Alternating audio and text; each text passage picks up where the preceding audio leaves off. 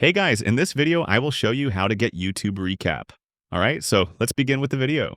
I will show you two simple ways to check it, even if it's not showing on your account yet.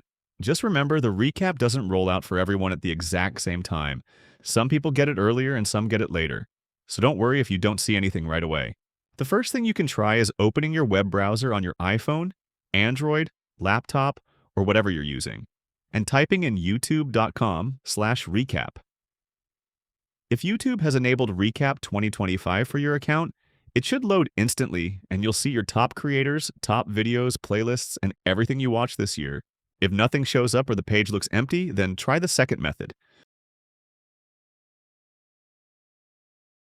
Open the YouTube app on your phone and tap the U tab at the bottom right corner.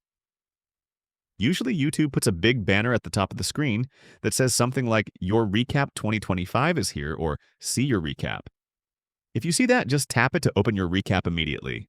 On some accounts, the banner might not appear yet, and that's totally normal. YouTube releases recaps slowly, so just check back later today or sometime this week, and it should show up eventually. And that's it.